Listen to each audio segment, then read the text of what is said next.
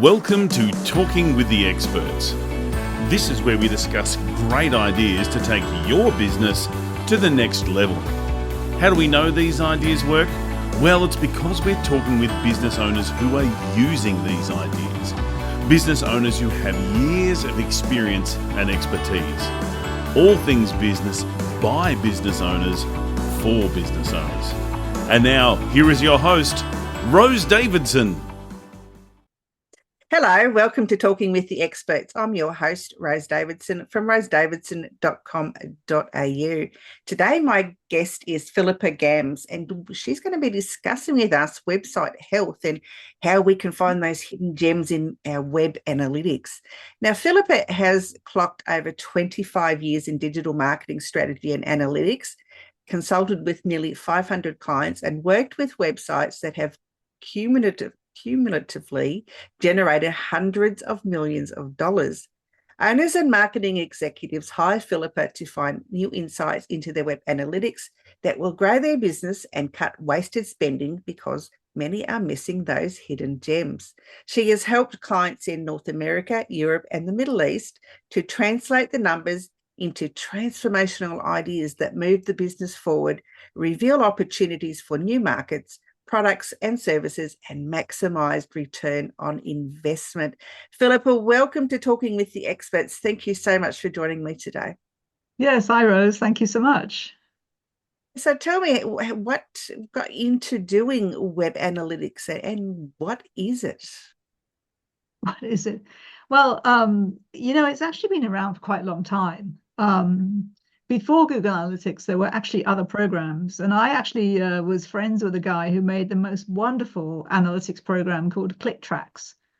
And to this day, I still think it was the best, most intuitive interface for something that can be really overwhelming and really complicated.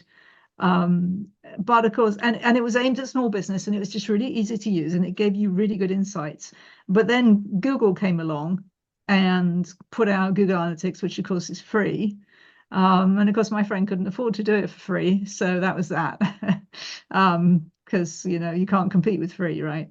But I still miss that program. And, I think the power of analytics is amazing because it starts to give you ideas and numbers about what your visitors are doing on your website that you couldn't otherwise know. Some people sometimes will say to me, "Oh, could you just take a look at my website and tell me what you think?"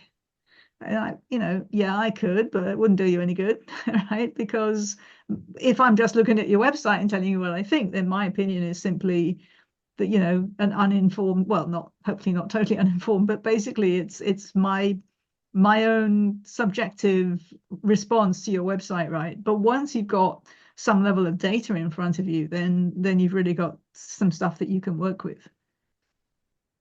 Yeah, I guess it's really important, to know what those numbers mean and how you can make your website better. Because as you say, people say, "Oh, look at my website," but it's, as you say, subjective. It might be all pretty and shiny, but until you get to the back end of it, you don't really know what's going on and how your website's tracking. So tell me a little bit about some of the metrics that we should be paying attention to. So, that's something that people often ask me, like, what are the key metrics that we should be paying, tracking? And I have to say, I really believe that it's an it depends answer, and that just a generic kind of laundry list of metrics isn't particularly helpful.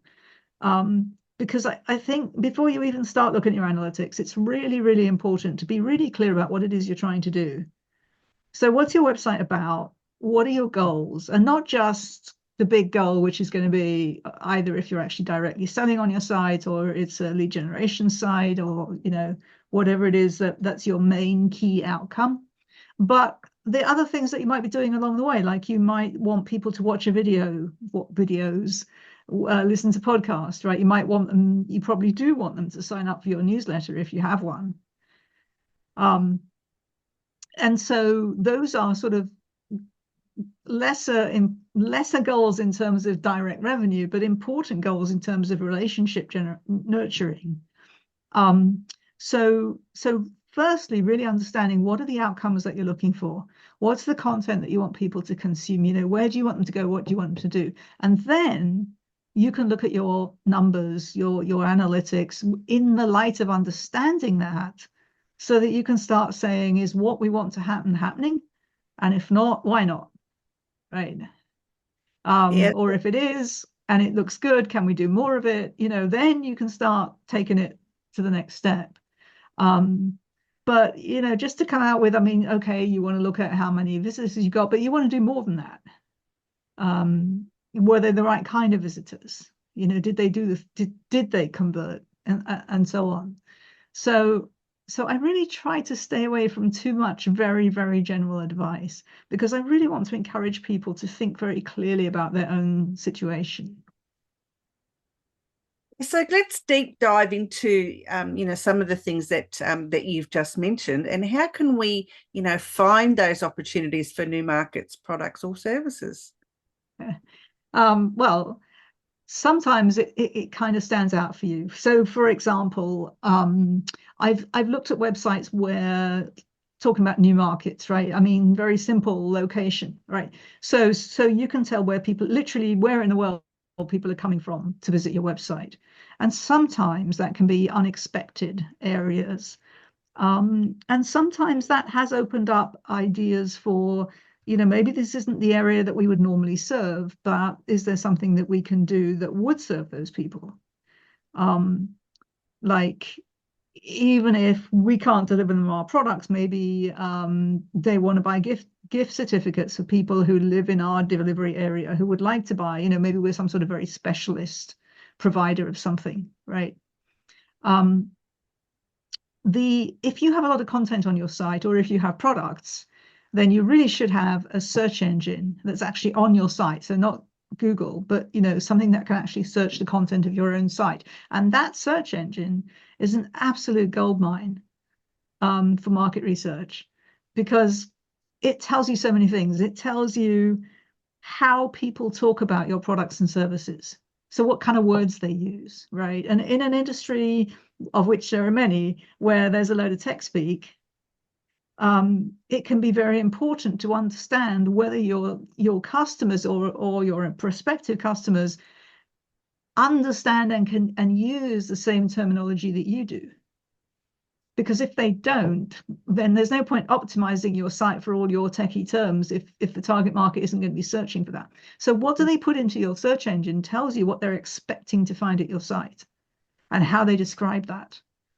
And that can also give you great ideas for products and services. If they're looking for something that's in your area of expertise, but you don't currently provide it, that's right there is potentially a statement of, you know, there's some demand for this, right?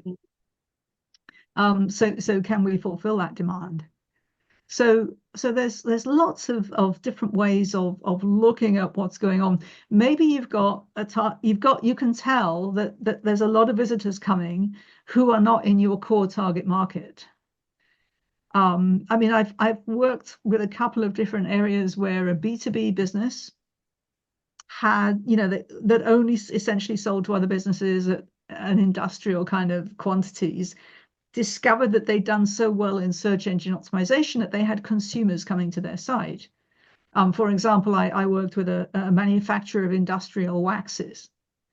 And it turned out that it was quite clear that they had a load of consumers coming to their site looking for small amounts of things like beeswax so that they could make candles at home. That wasn't my client's core audience at all, right?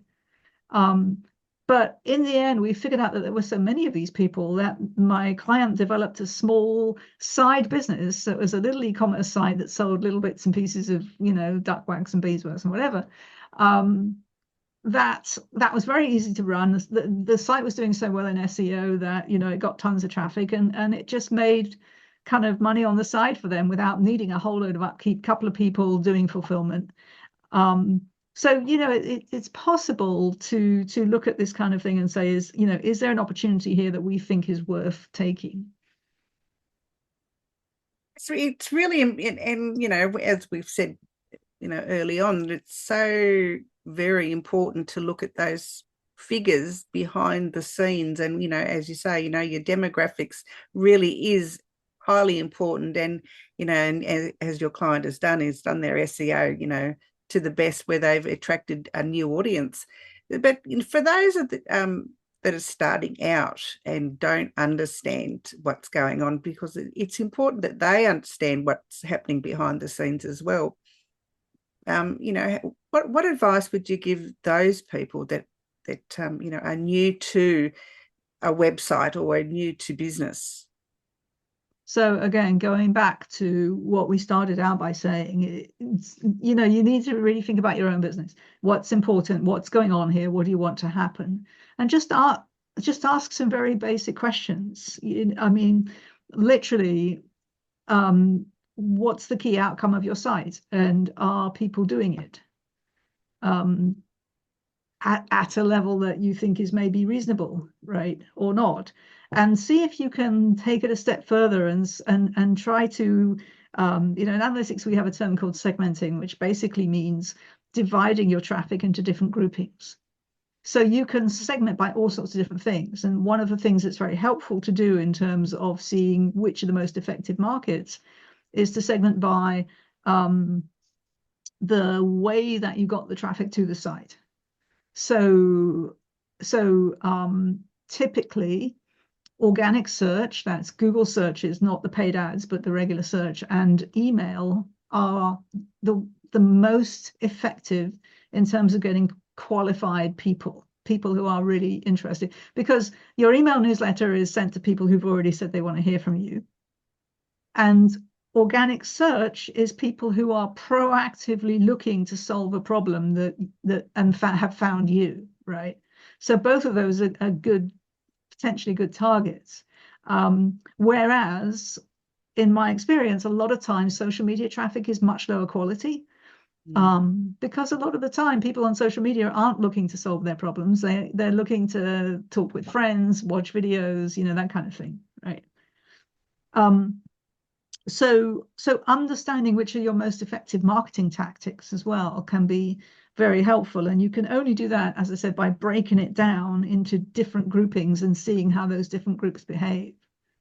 And analytics tool like Google Analytics can do all this, right? So this isn't something that you have to write tons of programs for. If you've got a decent tool, it will do that for you. So does that require a plugin to be put into your website? Like, Google Analytics is called something else now, but for websites, or, do we use something else, or do we just use normal Google search? How do we find out, or do we need a plugin for that? So different analytics tools have different ways of implementing. Google Analytics, which is probably still the most widely used by smaller businesses, it requires a tag which has to go on every page of your site. But usually now, website building tools have a way to easily, kind of globally implement that. And once it's there, so you don't have to worry about that. What you do have to worry about is potentially customizing it to really meet the needs of your business and the things that you really want to know. And out of the box, it's got some default settings that I almost always go in and change immediately, because they don't make any sense to me. So, it's worth, if you're implementing it for the first time, even if you don't want to hire somebody, on an ongoing basis, to hire somebody who understands the program, who can just really check that you're measuring what you want to measure, that it's customized to your specific needs, and that that all the settings are the way that you'd want them to be. So I guess so anyone wants to get Google Analytics, you just have to Google Analytics, and it will bring up a page, and then you'd from memory you just put in your website and it tracks your website from there. And as you say, you need to add that tag into your header in the back end of your website. So what other ways can people measure their analytics other than using Google? So there are absolutely other tools. There are some European tools in particular, like Piwik and Matomo, which I think Matomo is now part of Piwik. Sorry, I'm not totally up to speed with them because I do normally use Google. But there are certainly other tools, and there's also Adobe Analytics for much larger sort of corporate enterprise level solutions.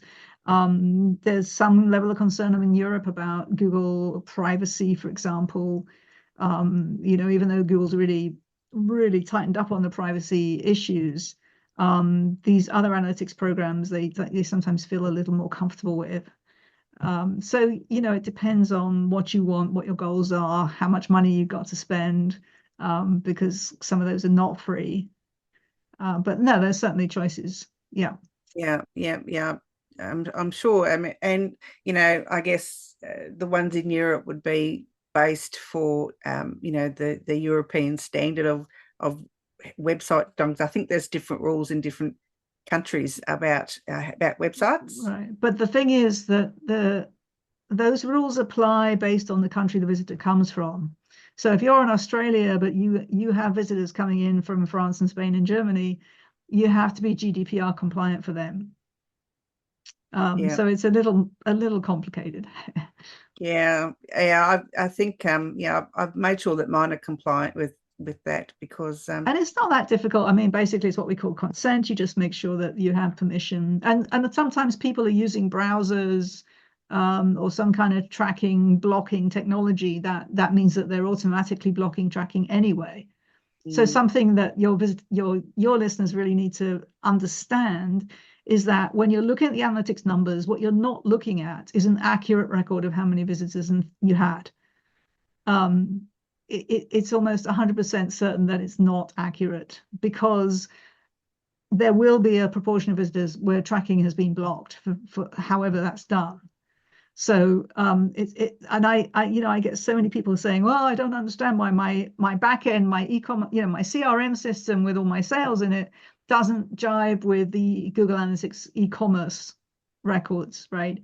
And the thing is that the analytics tool is not your tool of record of your sales and so on. It can't be, because we're blocking a certain amount of traffic. What you're using the analytics for is to track patterns and trends in your visitors so that you can optimize your site using kind of this general picture of what people are doing, but it's not true to say that exactly 43 people did this. That's not the case.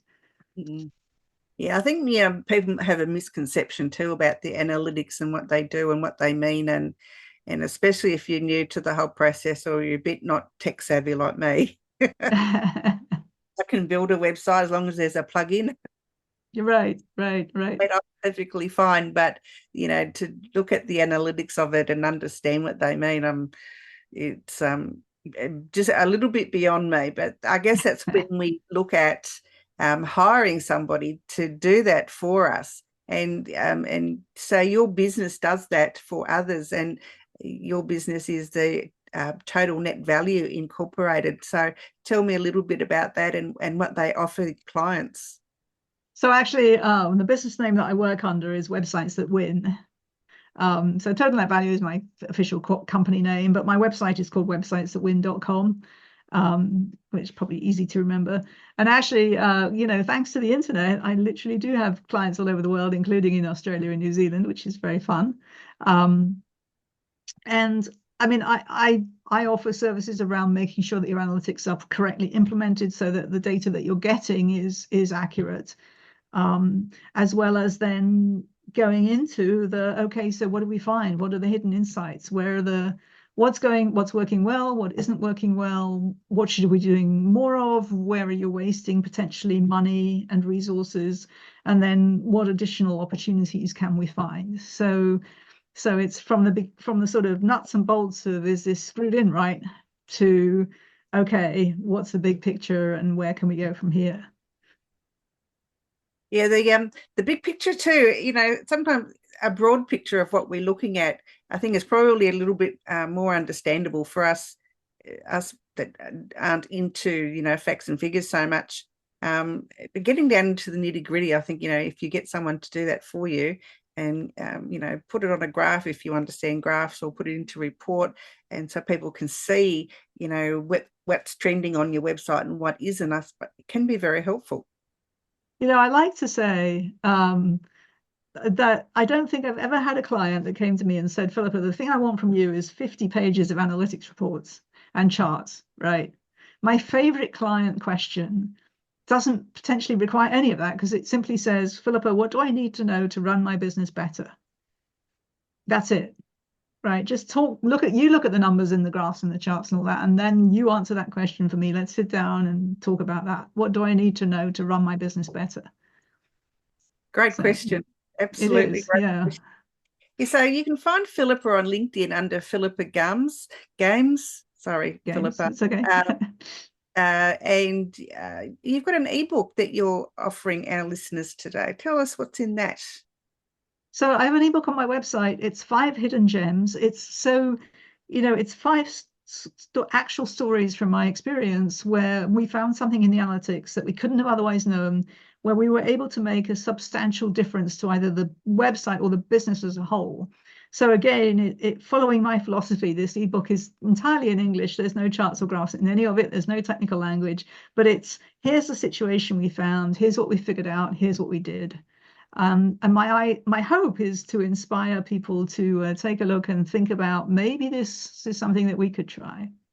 And I'm actually, by the way, also writing a book, which will be my second book, to this effect, which will hopefully be out in a couple of months or so, with just way more stories and ideas and things to think about. But again, all in English without all the techie stuff.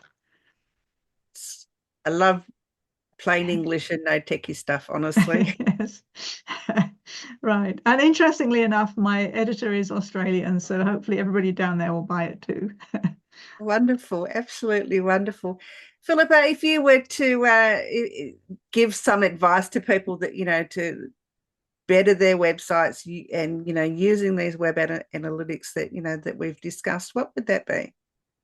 Well, honestly, it would be, if you're not doing this, or if you're not doing it at a level beyond kind of, do we have more visitors than we did last week, then try something, even if it's just asking one question about what's going on. Because if you're not looking at your analytics and you have a website that plays any kind of role in your business, then you're really shooting in the dark with everything that you're doing, because you really have no idea what's happening.